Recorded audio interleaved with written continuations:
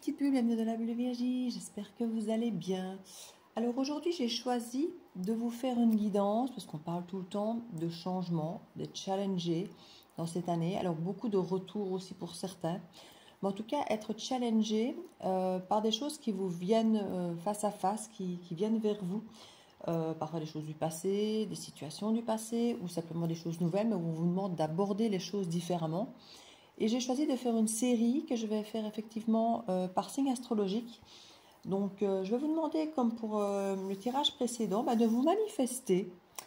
Je vais faire ici tous les signes, donc je relaisse l'opportunité à tous les signes de se manifester. Et je vais aller chercher effectivement qu'est-ce qui arrive à vous, qu'est-ce que ça va vous apporter, le challenge que ça va être, peut-être la façon dont on vous encourage à l'aborder pour pouvoir vous aider au fil de cette année. Et si effectivement je vois que certains signes ressortent à nouveau davantage par les manifestations, des vues, des pouces, des commentaires, eh bien je ferai des petits bonus, soit qui iront directement ensuite de ces guidances suivant la guidance, soit qui viendront prolonger pour apporter d'autres messages. On verra un petit peu ce qu'il en suivra.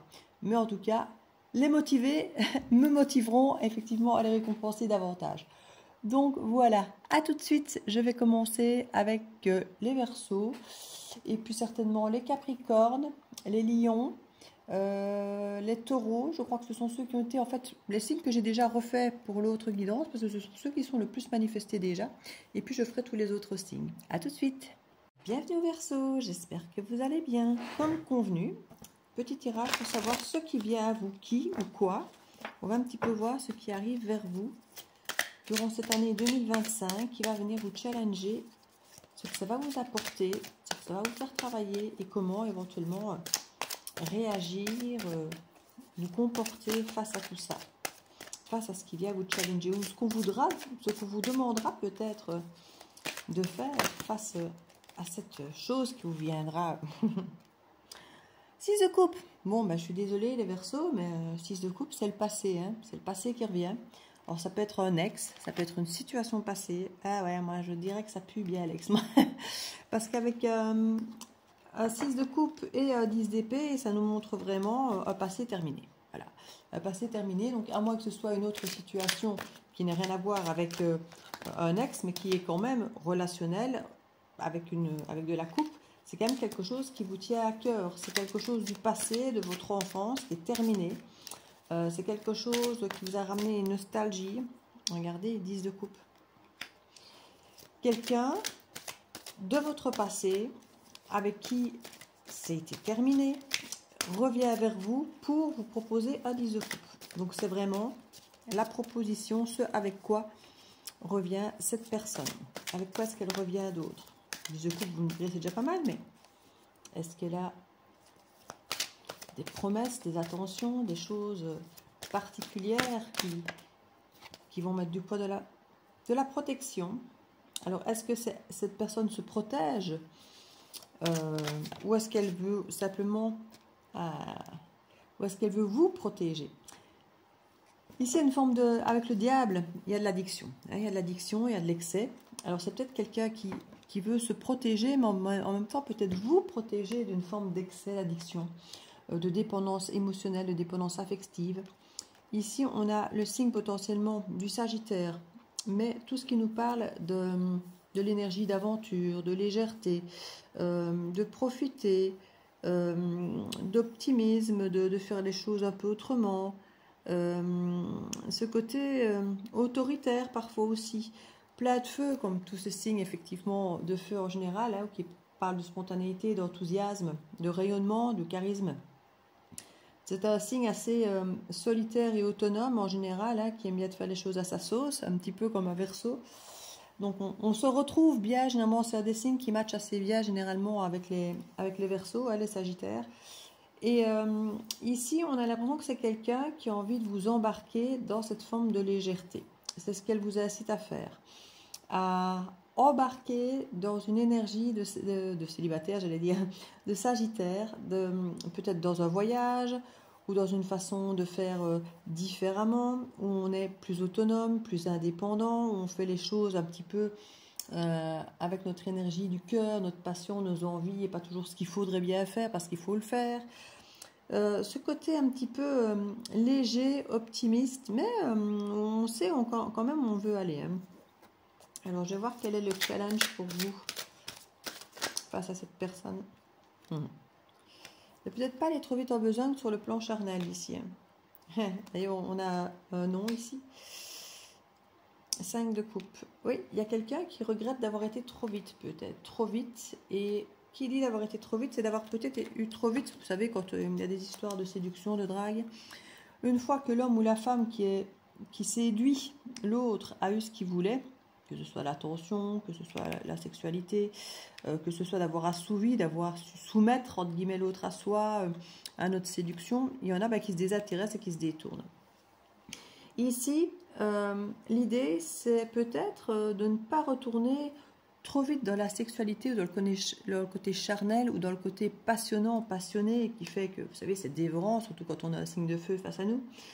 Ici, à l'idée, alors peut-être pas de dire non, mais peut-être de faire autrement, une fois de plus. Alors, je ne dirais pas d'en jouer ou de manipuler comme lui, parce que je trouverais pas ça forcément bien de faire ça au même niveau qu'eux. Mais cette personne, effectivement,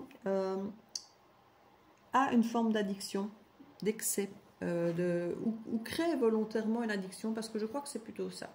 Cette personne a tendance à créer une addiction, une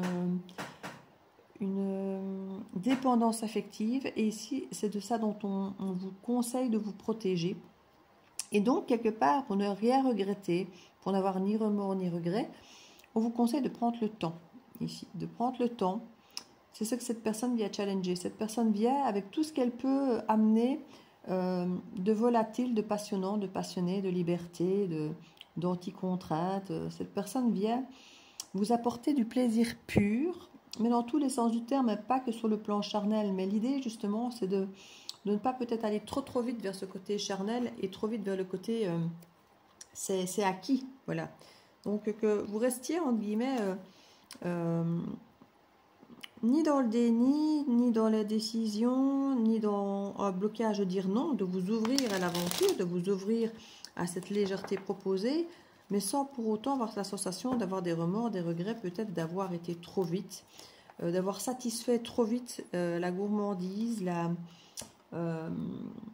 l'attrait que cette personne veut obtenir, et que finalement, une fois qu'il l'a, il s'en va.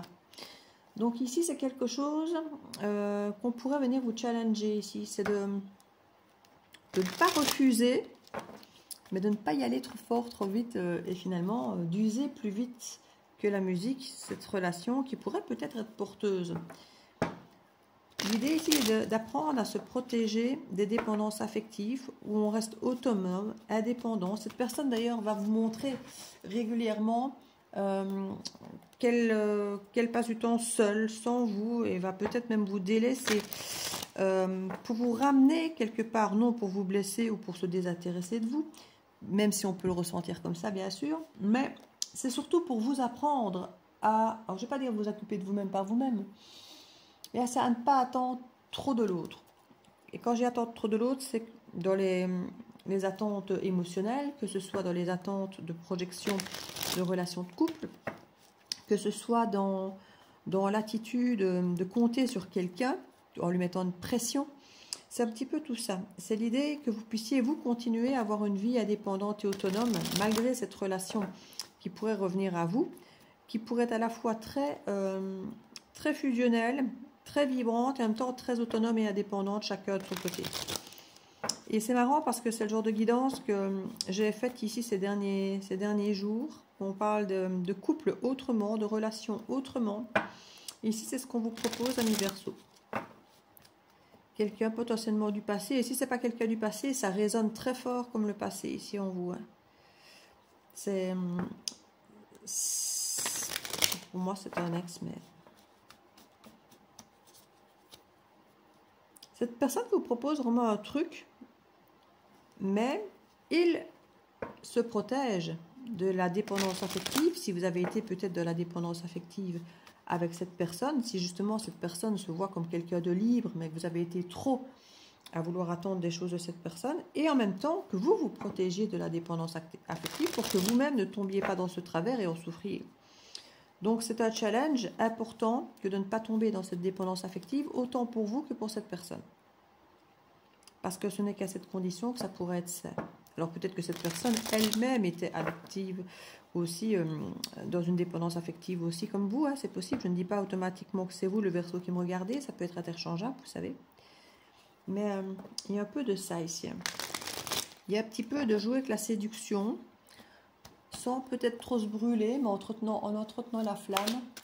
Il y a ce côté un petit peu de jouer à la séduction ici. Deuxième chance avec le jugement.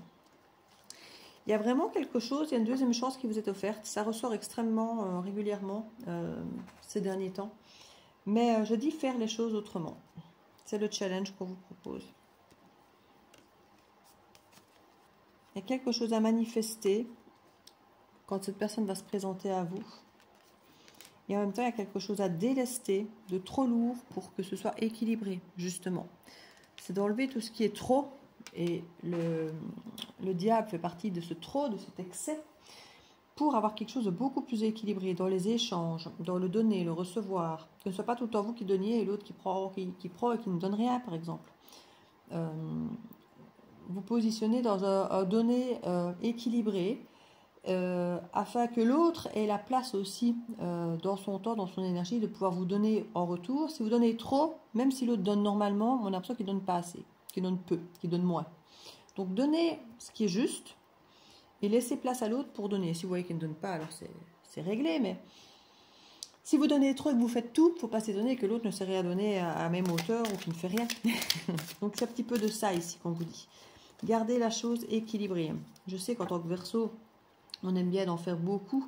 Quand on aime, quand on est avec quelqu'un, ça déborde de partout. Et il y a ce côté altruisme et ce côté... on a besoin d'admirer l'autre. Et quand on admire l'autre, ben, c'est vrai qu'il y a des étoiles qui brillent dans nos yeux. Et il y a quelque chose ici de très puissant, de très fort. Et on a peut-être tendance, en plus de par notre originalité de Verseau, de vouloir en faire trop, mais à notre manière, différemment, pour se démarquer, pour montrer qu'on est là, pour exister aux yeux de l'autre. Et c'est peut-être trop parfois. C'est peut-être trop. Donc ici, c'est vraiment le défi de 2025 que cette personne va vous apporter. C'est d'arriver à vous tempérer. Vous tempérer vos ardeurs, sans pour autant les éteindre ou les refuser, ou dire non, ou comment vais-je dire, l'idée, c'est simplement de faire autrement. Voilà. Vous me direz si ça vous parle, si vous avez une idée de qui peut être cette personne, puisqu'on nous parle de quelqu'un du passé. Peut-être que cette personne s'est déjà manifestée. En tout cas, tenez-moi au courant. Et je vous fais plein de bisous et à très bientôt.